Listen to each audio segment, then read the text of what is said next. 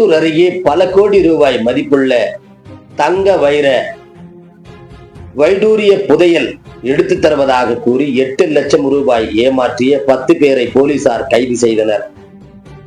கிருஷ்ணகிரி மாவட்டம் ஓசூர் அருகே சாந்தபுரம் செந்தமிழ் நகரை சேர்ந்த ராதம்மா 46 வயது. இவரது கணவர் குள்ளப்பா. ராதம்மா அப்பகுதியில் கால்நடைகளை வளர்த்தும் பால் கறந்தும் விற்பனை செய்து வரும் இந்த நிலையில் ராதம்மாவுக்கு சொந்தமான நிலத்தில் ஆஞ்சநேயர் கோவில் பூஜை செய்து கோவிலை பராமரித்து வருகிறார். கர்நாடக மாநிலம் பெங்களூருவை சேர்ந்த லட்சுமிகாந்த் 54 வயது என்பவர் வீட்டில் வாஸ்து பூஜை செய்து கொடுப்பதாக ஒரு கும்பல் ஓசூரில் உள்ள தனியார் விடுதியில் தங்கி இருந்தனர். இந்த கும்பலை லட்சுமிகாந்த் குள்ளப்பாவின் சகோதரர் கிஷோருக்கு அறிமுகப்படுத்தி உள்ளார்.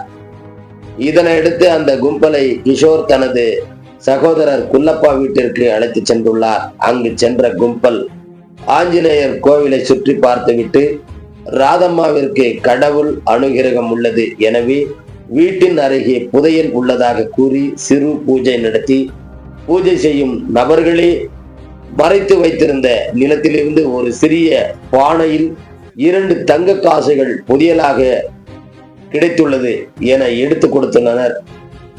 அதில் ஒரு தங்க காசு ராதம்மாவிடம் கொடுத்துவிட்டு வேண்டுமென்றால் இதனை பரிசோதித்துக் கொள்ளுங்கள் என கூறி ராதம்மாவிடம் கொடுத்துள்ளார்.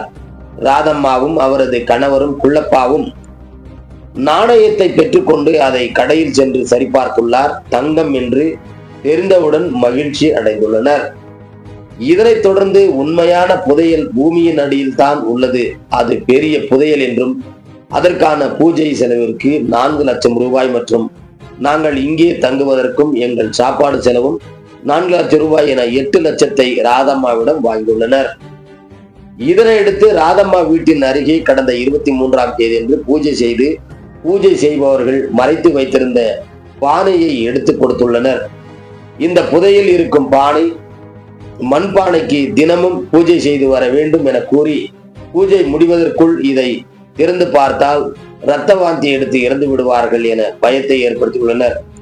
மேலும் நிலத்தின் நடையில் கிடைக்கும் புதையல் தமிழக அரசுக்கு சொந்தம் என்று அரசு அதிகாரிகள் எடுத்துச் சென்று விடுவார்கள், இதை யாரிடம் கூறி விடாதீர்கள் என ராதம்மாவிடம் கூறிவிட்டு இந்த புதையலை வாங்குவதற்கு